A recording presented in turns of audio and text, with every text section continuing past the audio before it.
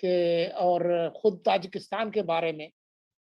तो ये जिस तरीके से बातें हो रही हैं, उससे आपको क्या लगता है कि ये अफ़गान तालिबान किस तरफ ये हुकूमत को लेकर जा रहे हैं? रज़ा, आप कुछ कहना चाह रहे हैं इसमें कोई नहीं, नहीं, नहीं, इज़ाफ़ा? बिल्कुल, बिल्कुल ठीक है। यही मेरा मेरा सवाल था कि कहाँ लेके जाना चाह रहे हैं और क्या पाकिस्तान का कोई इन्फ्लुएंस जिसकी बात की जा रही है, पाकिस्तान पे दबाव है, इनको ठीक रखो, इनसे बातचीत करो। हम दुनिया को कह रहे हैं नहीं आप उनसे बात करें, एड ना बंद करें। ये सेठी साहब क्या बल्कि इसमें इज़ाफ़ा ये है कि आज इमरान खान और 2 सूबे जिनकी सरहद अफ़गानिस्तान से मिलती है, बलूचिस्तान और खैबर पख्तूनख्वा, इनके वज़रा आला को लेकर गए हैं आईएसआई हेडक्वार्टर और वहाँ पर ब्रीफिंग हुई है। अब इसका क्या मतलब है? जी, और ये तो आपको पता ही है कि टीटीपी की सरगर्मियाँ पिछले 1 महीने में डबल से भी बढ़ गई। जी, सेठी साहब। देखिए, तालिबान हुकूमत के अंदर बड़े प्रॉब्लम्स नज़र आने शुरू हो गए हैं, जो उन जिसमें से बहुत से लोगों ने कुछ प्रेडिक्ट भी किए थे। एक तो ये है कि मोटी बात, एक वो है जिन्होंने जंग लड़ी और एक वो हैं जिन्होंने डिप्लोमेसी की। 5 स्टार होटल में रहे, आते गए, जाते गए और एक वो हैं जो कि नंगे पाँव या सैंडल्स पा के उन्होंने एक सुपर पावर के साथ मैदान में लड़ाई की और सुसाइड्स की। तो अब एक तो वो जो कशमकश है कि हुकूमत कौन चलाएगा, किसका हक बनता है, किसका ज़्यादा हक बनता है, किसका कम बनता है, वो अब नज़र आनी शुरू हो गई है। और उसमें कुछ लोग नुमायाँ हैं, जो तज़ाद नज़र आने शुरू हो गए हैं। अ, हक्कानी नेटवर्क के जो लोग हैं, बहुत उन्होंने जंग भी लड़ी है, कुर्बानियाँ भी दी हैं अपने लोगों की for the independence and security of Afghanistan. वो समझते हैं कि अब उनका वक्त आ गया है फैसले करने का। फिर बरादर और उनके लोग हैं, जो मुल्ला बरादर के, जो कि डिप्लोमेसी करते रहे हैं, जिन्होंने कुछ मुआहदे भी साइन किए हैं और कुछ कमिटमेंट्स भी दिए हैं। जो कि अब अगर जब वो पूरी करने जाते हैं तो प्रॉब्लम बन जाता है। कोई हार्डलाइनर्स हैं, वो कहते हैं नहीं ये नहीं हो सकता, क्योंकि हम तो आइडियोलॉजिकल लोग हैं, हम प्रैक्टिकल बात ही नहीं करते। हमने तो हमारे तो वॉरियर्स जो हैं वो तो और तवक्को करके आए हैं। तो वो 1.0 पे अटके हुए हैं, ये 2.0 पे पहुंच गए हैं। तो 1.0 और 2.0 के दरमियान एक कॉन्ट्रडिक्शन चल रही है। उस कॉन्ट्रडिक्शन में कभी कभी दोनों एक सफ़े पे आ जाते हैं, फिर अलग हो जाते हैं। फॉर एग्जाम्पल, शुरू में इन्होंने कहा जी कि सारी खवातीन घर बैठे, फिर इनको समझाया गया कि नहीं यार वो बच्चियों को तो आने दो, फिर उन्होंने कहा अच्छा बच्चियां आ जाए। फिर इनको कहा गया कि लड़कियों को भी आने दें, उन्होंने कहा नहीं अभी तो नहीं आने देंगे, नहीं आने देंगे, ये घर बैठे बहुत हो गया, we don't believe in it. फिर प्रेशर पड़ा तो इन्होंने कहा अच्छा चलें हम आगे जाके देखते हैं क्या है। इसी तरीके के साथ बुर्का के ऊपर, हिजाब के ऊपर, निकाब के ऊपर पहले हार्ड लाइन आई, फिर सॉफ्ट लाइन आई, फिर अब बीच में दरमियान में कंफ्यूजन चल रही है। पहले लोगों को इजाजत दी, ठीक है जी प्रोटेस्ट कर लें, खवातीन भी सड़कों पे आ गई, लिबरल लोग भी सड़कों पे आ गए, सेकुलर लोग भी सड़कों पे आ गए, ह्यूमन राइट्स की बात होनी शुरू हो गई। लोगों ने कहा वाह वाह वाह ये तो 2.0 चल रहा है। उसके बाद क्या हुआ, "ओए, छाप पई, चलो जी बंद, अब कोई डेमोन्स्ट्रेशंस नहीं हो सकती, हमारी एनओसी लेना पड़ेगा।" फारग हो गए, घर चले गए। ये चीजें चल रही हैं। इसके साथ साथ एक और चीज भी चल रही है कि अब कुछ अटैक्स होनी शुरू हो गई हैं तालिबान के ऊपर। सिर्फ पाकिस्तान के ऊपर नहीं अटैक्स हो रही, तालिबान के ऊपर भी अटैक्स हो रही है, खसूसन ईस्टर्न अफगानिस्तान में। और जहाँ अब टीटीपी का भी बेस वही है और अलकायदा का भी बेस वही है सदर्न ईस्टर्न में, और दाइश। दाइश का भी। ये, हाँ, ये इनके सारे जो है ना, ये उनके इलाके हैं। अब जलालाबाद के इधर उधर हर रोज आप देखते हैं कोई बम फट रहा है, कुछ हो रहा है तालिबान के खिलाफ। ये अमेरिका तो है नहीं अब।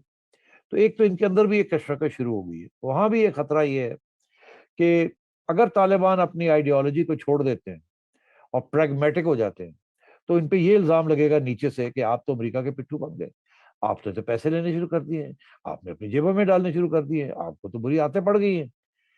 तो इनके जो हार्डलाइनर्स हैं वो याद से अलग हो जाएंगे अपने लोगों को लेके, या फिर आ, आ, दाइश को या अलकायदा को ज्वाइन कर लेंगे और कहेंगे जी इनको निकालें, हम खुद टेक ओवर करते हैं अफगानिस्तान।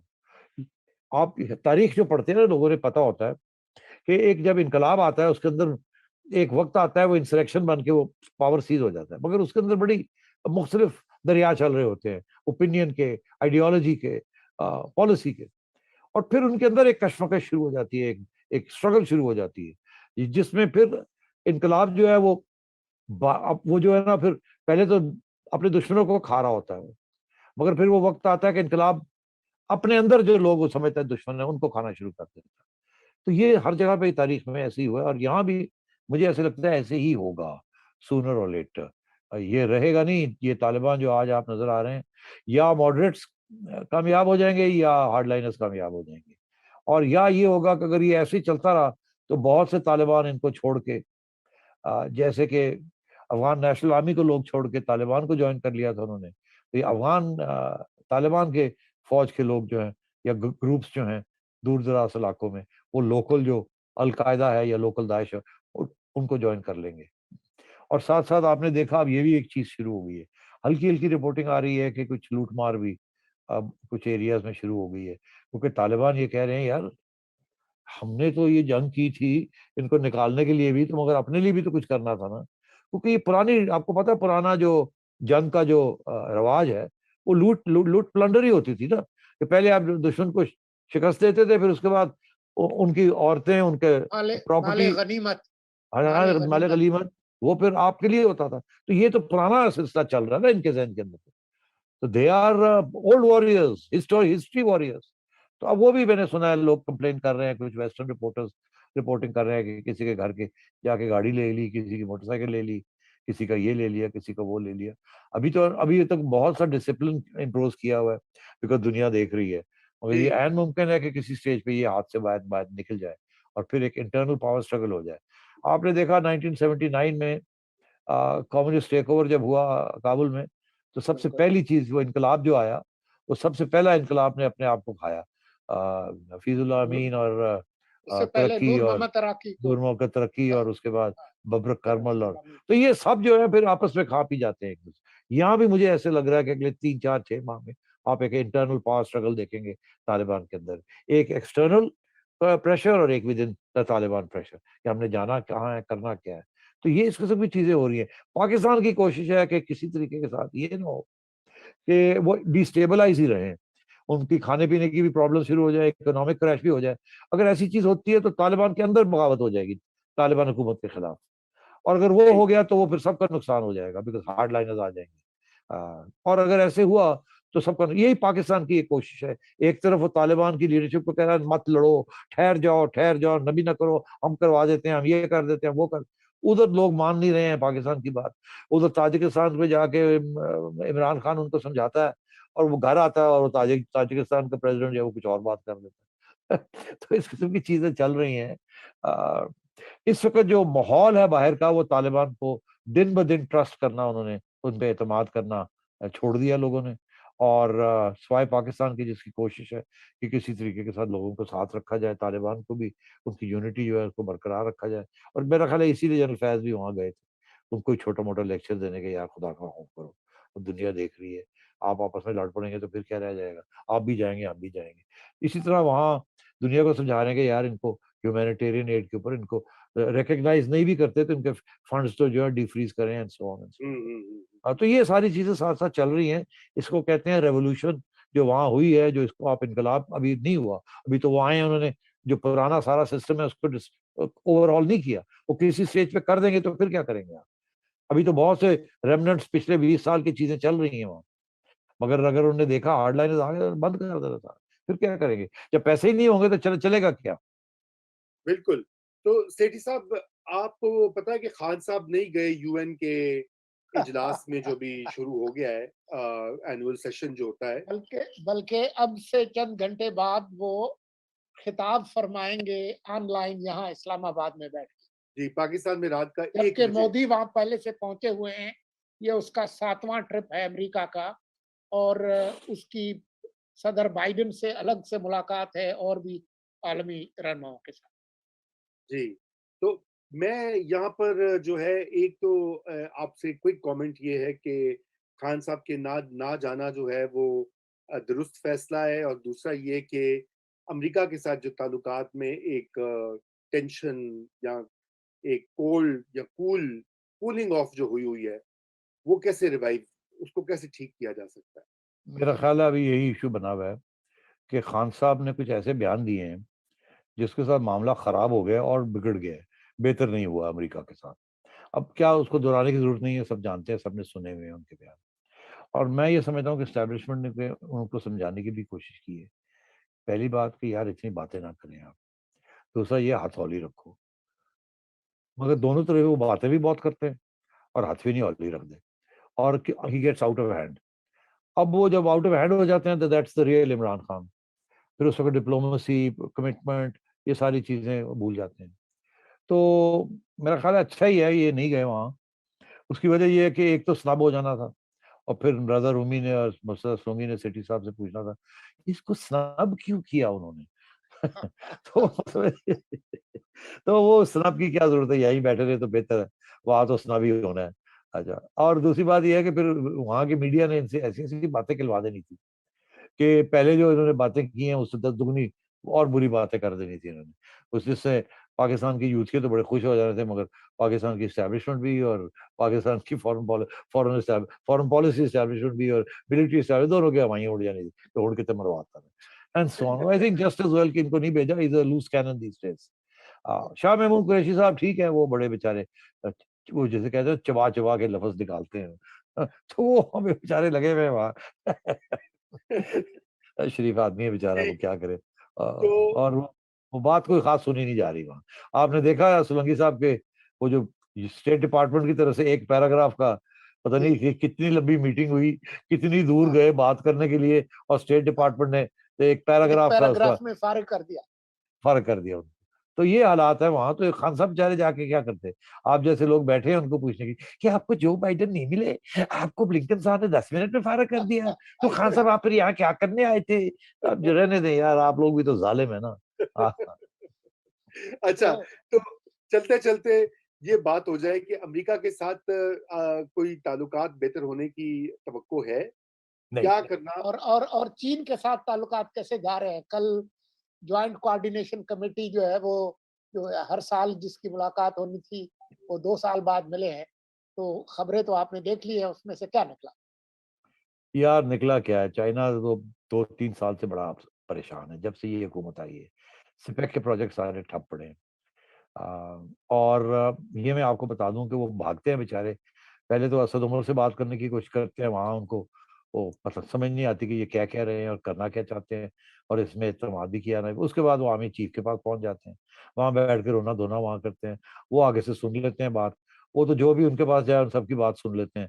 और उसके बाद वो जनरल फैज को कहते हैं कि यार जाके जरा समझाना उन्होंने। अब जनरल फैज कितना समझाते हैं और कितना समझ के आ जाते हैं ये मुझे नहीं पता, मगर इसमें ये सही है कि रोना धोना बड़ा चीन का लगा हुआ है। अब वो रोना धोना यही है कि जी अब पहले ये था कि ये प्रोजेक्ट रुक गया है, ये क्यों रोक दिया आपने, आपने जो हमारे सपोर्ट करना था, फंडिंग देनी थी, ये करना था, वो करना था, वो अब कहाँ गया, क्या हो गया। फाइल्स नहीं मूव हो रही, ये नहीं हो रहा, वो नहीं हो रहा, ये चीजें रुकी हुई हैं, कस्टम्स में ये हो रहा है, आपने कुछ कर नहीं रहे हैं, एक्सेट्रा एक्सेट्रा। अब उसके साथ एक नया ड्रामा शुरू हो गया है कि भैया वो पैसे देने थे आपने, अब वो पैसे देने का वक्त आ गया है, वो पैसे दे हमारे। तो ये फिर इधर उधर होते हो जाते हैं। एक इन्होंने बड़ी मुश्किल से चीनियों ने जाके बनवाया था शेख रशीद को प्रेशर डाल के कि वो रेलवे प्रोजेक्ट जो है मेलबर्न। कराची टू वो कुछ 6-7 बिलियन डॉलर्स का प्रोजेक्ट है, और उससे कुछ पाकिस्तान ने भी पैसे डालने हैं। और मगर वो जो rate of interest China charge करना चाह रहा है वो बड़ा मुश्किल है, वो मतलब इट्स नॉट इजी। तो ये चाइना ने कहा जी ये कमिटमेंट हुई हुई है। अब ये शेख साहब ने आके इमरान को कहा कि जी ये कमिटमेंट हुई हुई है, हमें ये करना पड़ेगा। इमरान ने कहा असद उमर को, असद उमर ने कहा हफीज शेख को, वो कहा जी पैसे कोई नहीं करिए कि तुम। तो मतलब है कि जी क्या करें, फिर जी गोल करें जरा थोड़ी देर लटकाओ इनको। वो लटके लटके लटके 3 साल हो गए, लारी लपा लारी लपा। अब चाइना भी फिर वो कह रहे हैं यार ये क्या मजाक बनाएगा आप। ऊपर से अब 3 बिलियन डॉलर्स की पेमेंट सर पे आ गई है। आप कह रहे हैं जी हमें और पैसे दें, हमारे पास है नहीं पैसे देने। तो वो कहते हैं फिर अब क्या करें। अब उन्होंने कहा जी कोई कोई फंड ऐसा बना लें जो कि हमें आहिस्ता आहिस्ता पता लगता रहे कि जी हमारे इस डेट पे इतने मिले। कुछ तो कमिट करें कि आप कब देंगे, कितना देंगे। उनको अब ये वादा कर रहे हैं जी हम बनाते हैं ऐसा एक रोटेटिंग फंड जिसमें से पैसे आएंगे, यहाँ से आएंगे, यहाँ से निकल के आपके पास आएंगे। ऑटोमेटिक। वो भी नहीं होना इनसे, तो वो कैसे करेंगे, वो नहीं करेंगे। तो नाराजगियां तो हो गई हैं। वो जो डैम बनाने जा रहे थे दासू डैम वो भी बंद हो गया, 3 महीने से बंद पड़ा जब से वो अटैक हुई। वो कहते हैं हमें सिक्योरिटी दें और हमारा नुकसान पूरा करें, ये जो सारी स्टॉपेज हुई है। ये कहते हैं जी करें क्या, हमने तो अपने 10,000 की फोर्स बना दी है। वो चाइनीज कहते हैं नहीं ऐसे नहीं, ऐसे नहीं, ऐसे, वो कहते हैं जी ऐसे। तो ऊपर से वो टीटीपी वाले पीछे पड़ गए हैं। अब ये कैसे सिक्योरिटी गारंटी करेंगे चाइनीज की? तो ये प्रॉब्लम्स तो बड़े सीरियस बनते जा रहे हैं। चाइना के साथ सारे प्रोजेक्ट्स रुक गए हैं, अमेरिका के साथ पैसे आने बंद हो गए हैं, टैक्स कलेक्शन उस रेट पे नहीं बढ़ रही जिस रेट पे ये चाहते थे, महंगाई होती जा रही है, डॉलर मजबूत होता जाता है, रुपया गिरता जा रहा है। आज आज अफगानिस्तान आज के साथ तल्लुकात कोई इतने अच्छे आज नहीं है, आगे खराब हो जाएंगे, और इंडिया के आज साथ तो पहले ही खराब। आज ओपन मार्केट में डॉलर 171 रुपए तक गया है। अब तो ये इसका ये मतलब है, जब आप कहते हैं ना 170 171, इसका ये मतलब है कि मतलब है आपकी जो चीजें इंपोर्ट हो रही है वो पहले 170 पे आती थी, अब 171 पे आ रही है। पहले 150 पे आती थी, अब 160 71 पे आ रही है। तो मतलब ये है कि 10-15% महंगी होती जा रही है चीजें जो इंपोर्ट करते हैं। और क्योंकि हमारी 70% जो खाते पीते हैं वो सारा इंपोर्ट है, अब तो मतलब है कि गंदम भी हम इंपोर्ट कर रहे हैं। आप सोचिए, शुगर भी इंपोर्ट करनी शुरू कर, तो मतलब है कि ये तो हाल है आपकी मैशत। तो अब जी ये प्रेशर है इन सब के ऊपर। मगर मैं आपको एक बात बताऊं, ये खान साहब के बस की बात नहीं है इनको हल करना, इन प्रेशर्स को, बिकॉज इनकी फॉरेन पॉलिसी जो है, इन्होंने फॉरेन लीडर्स के साथ भी बना के नहीं रखी। ये बाय द वे ये कहते हैं हमने भीख नहीं मांगनी। अब भीख का लफ्ज तो वैसे कोई भी नहीं कहेगा कि हम माने, मगर तरीके होते हैं ना पैसे निकलवाने के भी, कारोबार करने के भी, डीलें करने के भी। तो वो मेरा ख्याल है शरीफ बिरादरान बेहतर है उन चीजों में, खान साहब को तो करनी नहीं आती। अब जब मुल्क के लिए करना पड़ता है तो करना पड़ता है ना यार, आगे पीछे होना पड़ता है मुल्क के लिए। तो ये तो बड़े हर रोज एक नया वो सदरी और डिजाइनर सूट पहन के आ जाते हैं, नई चप्पलें मैचिंग चप्पल होती हैं, तो सुना 4-5 घंटे काम करते हैं, उसके बाद वापस चले जाते हैं। अल्लाह अल्लाह खैर सल्ला। मगर सिटी मुझे एक चीज सिटी बताऊं, बूढ़े होते जा रहे हैं, मैं इनकी शक्ल देखता हूँ, वो जवानी वो रवानी वो मजे की हैंडसमनेस सब खत्म होती जा रही है बेचारे। I feel sad because you know good looking handsome man, but अब वो रिंकल्स और वो परेशानियां और गुस्सा, वो सारा कुछ शक्ल पे आना शुरू हो गया है। अब मेरे तो बड़े दोस्त थे, अल्लाह करे कि एक दिन फिर वापसी हमारी दोस्ती हो जाए, मगर पता नहीं अब अल्लाह में मेरी दुआ कबूल करेगा कि नहीं। जी तो वो अ, 35 पंक्चर वाला जो इल्जाम था वो आपको याद होगा। लेकिन मैं आपसे ये पूछूं कि आपके दोस्त हैं, किसी जमाने में आप भी उसी चैनल में थे, कामरान खान, उन्होंने एक से बढ़कर एक दो वीडियोस उन्होंने दाग डाली हैं और बड़ी मायूसी की बातें कर रहे हैं। पहले बहुत यूफोरिक थे इमरान खान के बारे में, अब वो जो है वो बहुत मायूसी का इजहार कर रहे हैं और सीपैक के हवाले से खास तौर पर वो कह रहे हैं कि ये तो बिल्कुल तबाही हो गई। और वो वीडियो में फरमाते हैं कि इमरान खान और जनरल बाजवा को अमेरिका के साथ बात करके जो मामलात हैं उनको ठीक करना चाहिए। ये क्या हुआ है? कि मैं आपको, मुझे नहीं पता जी, कामरान खान साहब मेरे दोस्त हैं, उनका जिक्र ना ही करें तो बेहतर है। आप ये कहें कि ये जो फलसफा आ रहा है कि आर्मी चीफ और इमरान खान साहब को अमेरिका के साथ तल्लुकात बेहतर करने चाहिए, क्योंकि उसके बगैर जारा नहीं है यहाँ, तो इस चीज को मैं डिस्कस कर लेता हूँ। देखिए मैं आपको एक बात बता दूं कि आर्मी चीफ और आर्मी, उनको एक बात का पता है, समझ आई हुई है कि हमारी सारी तजारत, हमारी मईशत, सब कुछ जो है ना वो वेस्ट के साथ लिंक्ड है, और हम दूर हो गए हैं उनसे। कुछ उन्होंने हमें दूर कर दिया, कुछ हमारी हिमाकतें थी, कुछ हमारी मजबूरियां थी। मगर जब से इमरान खान साहब आए हैं तो और भी हालात खराब हो गए। हमें चाइना के करीब नहीं हम पहुंच सके उस हद तक कि हमारी मईशत को हेल्प कर सके, मगर अमेरिका से दूर हो गए हैं, यूरोप से दूर हो गए हैं, और बड़े मसले बन गए हमारे लिए। मुझे इस बात का इल्म है कि इस्टेब्लिशमेंट जो है वो अमेरिका के साथ रिलेशनशिप को रीसेट करना चाहती है।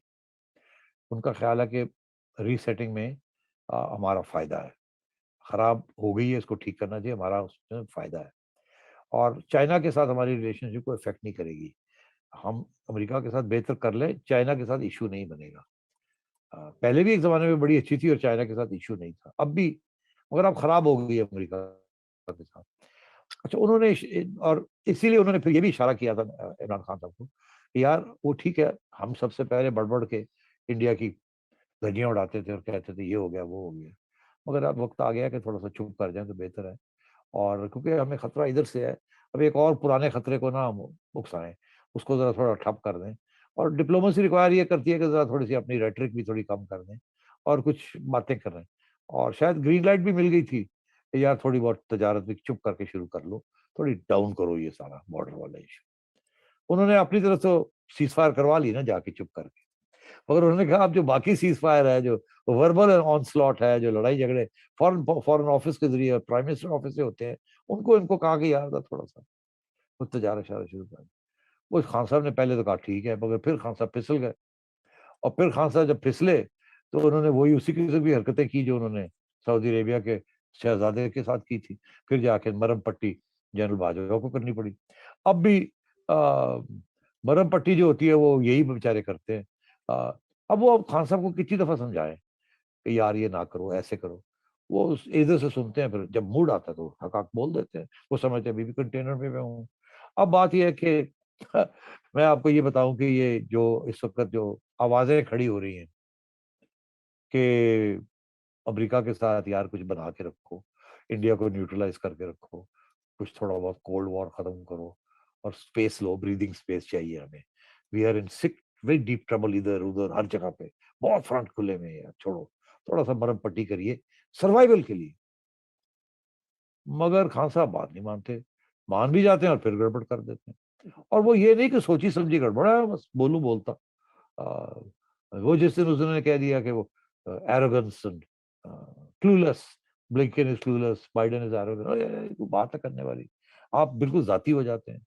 अ, अब बात यह है कि ये जो पैगाम आ रहा है ये एस्टैब्लिशमेंट की तरफ से आ रहा है।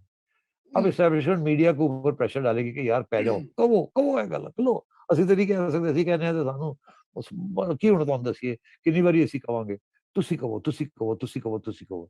तो अब वो लोग, हमारे जैसे लोग तो खैर पहले ही कहते थे, कहने की जरूरत नहीं थी। हम तो समझते थे कि ये अच्छी पॉलिसी है कि बना के रखे आप। मगर आप उस वक्त आप खुद कहते थे कि नहीं नहीं ऐसी नहीं तैसी। अब आप कह रहे हैं तो वो जो आपके दोस्त हैं इधर उधर जो है वो उनको आपने कहा वो आप करेंगे, अच्छी बात है, मैं तो सपोर्ट करता हूँ। हमें तो कहने की जरूरत नहीं, हम तो वैसे ही कहते हैं कि बना के रखें सबके साथ। आपकी सूरत ऐसी नहीं है कि दुनिया आपको कहे वाह वाह क्या खूबसूरत मुल्क है, क्या खूबसूरत लीडरशिप है, आहा दिल करता है वहीं जाके रह जाएं, नेशनैलिटी ले लें, ग्रीन पासपोर्ट ले लें। ऐसी बात नहीं है।